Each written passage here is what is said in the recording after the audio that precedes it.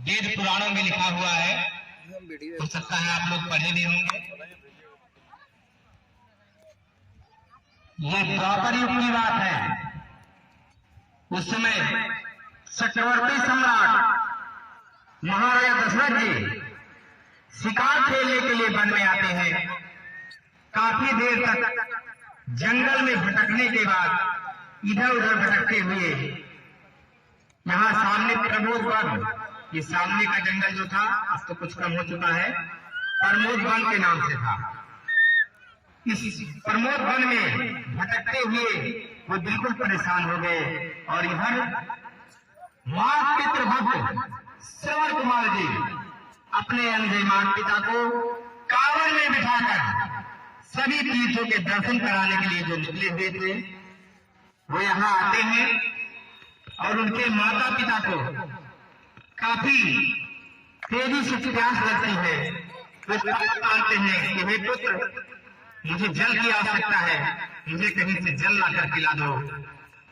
काफी देर तक परेशान होने के बाद उसके बाद भक्त श्रवण कुमार जी सामने जहां पर बड़ी कुटी, आप पीपल का पेड़ ऊपर देखे होंगे, जहां शिव जी का स्थान है, मेन मंदिर श्रवण, वहां पे वे अपने माता पिता को कांवड़ से बैठाकर और अपना कमंडल उठाकर जल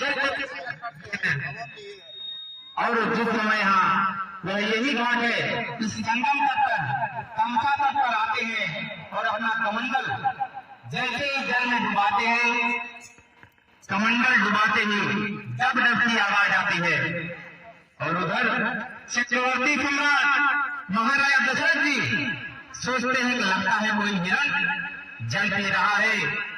उनके पास एक बहुत ही अमोघ अस्त्र था जिसे लोग शब्द वेदी बाण के नाम से जानते हैं। वह शब्द पे ही चोट करता था। उन्होंने अपने बाण का संधान कर सीधा उस आवाज पर छोड़ दिया जहां से डब डब की आवाज निकल रही थी। बाण छोड़ते ही श्रवण कुमार जी के सीने में और लग जाता है, हाँ माता, हाँ पिता, ऐसी आवाज आती है। श्रवण कुमार जी कराहने लगते हैं, काफी जोरों से उन्हें पीड़ा होती है। लगता है कि अब प्राण नहीं बचेंगे, मेरा अंतिम समय आ गया है। हाँ माता, हाँ पिता की आवाज सुनते ही चक्रवर्ती सम्राट महाराजा दशरथ जी को लगा कि लगता है मुझसे कोई बहुत बड़ा अपराध हो गया है।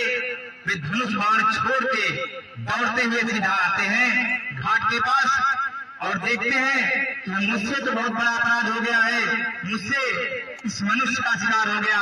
वे उनको उठाकर अपने ऊपर उनका सिर रखकर पूछते हैं कि आप कौन हो।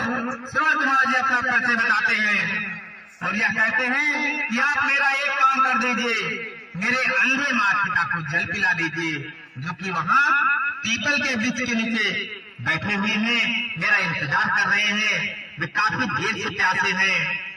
ऐसा सुनते ही दशरथ जी ने कहा कि मैं आपको ऐसी अवस्था में छोड़कर कैसे जा सकता हूँ, मुझसे तो वैसे ही बहुत बड़ा अपराध हो गया है। इसके बाद इतनी बात कहते ही श्रवण कुमार जी बार बार कहते हैं, मेरे माता पिता को जल पिला दीजिए, यह मेरी अंतिम इच्छा है। उसके बाद उनके प्राण छूट जाते हैं।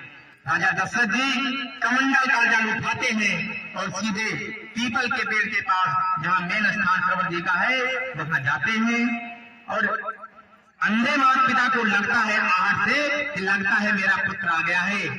उसके बाद कहते हैं, बेटा श्रवण कुमार, ला जल ला, मेरी प्यास बुझा। राजा दशरथ जी कुछ नहीं बोलते हैं क्योंकि इनसे तो बहुत बड़ा पाप हो चुका था।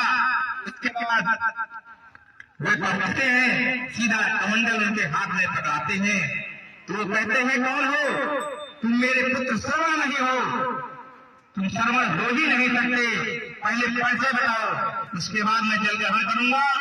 चक्रवर्ती सम्राट महाराजा दशरथ जी अपना परिचय बताते हैं, पूरी कहानी बताते हैं कि हे माता पिता, मुझसे बहुत बड़ा अपराध हुआ, अनजान में मुझसे यह बहुत बड़ा पाप हो गया है और श्रवण कुमार जी का अंत समय आ गया था और वे वैकुंठ लोक को प्राप्त किए। इसके बाद उनकी माता जी को यह सुनते ही तुरंत वो भी स्वर्ग को प्रस्थान कर गए। और पिताजी ने जाते जाते सलाह दिया कि हे राजा दशरथ, जिस तरह से पुत्र वियोग में हम तड़प कर अपने प्राण त्याग दिए, उसी तरह तुम भी तड़प कर पुत्र वियोग में अपने प्राण को त्यागोगे, यह मेरा श्राप है।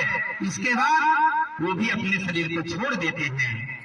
यह वही धाम है, उनका चौथापन था, उनके कोई पुत्र नहीं था, लेकिन इसी श्राप की वजह उनको पुत्र की प्राप्ति हुई चौथेपन में, जो कि उम्मीद नहीं थी।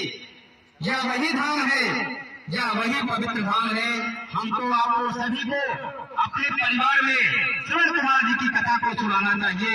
ऐसा संस्कार देना चाहिए कि हर घर में श्रवण कुमार जैसा बेटा हो, अपने माता पिता की सेवा करे, अपने बड़े बुजुर्गों का सम्मान करे। यही संस्कार है। शिक्षा के साथ साथ संस्कार देना जरूरी है। जय श्री श्रवण धाम, जय श्री सीताराम। चलिए सभी लोग अब आरती में शामिल हो लीजिए। सभी लोग जो बाहर हैं,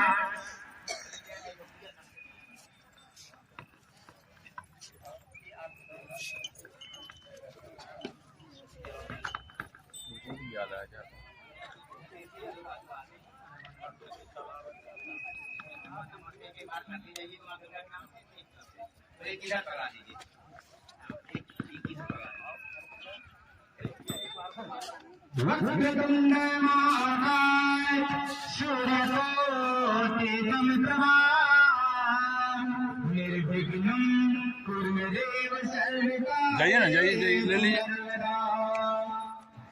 कल सर्वसंखे विष्णु कंठे रुद्रसमाहितं नीलकस्थे स्थिते मातर्गस्मृते च गंगा च यमुना च गोदावरी सरस्वती सिंधु कावेरी जलस्मिन् सन्निधिं कुरु। हे तमसा माता की जय, हे गंगा माता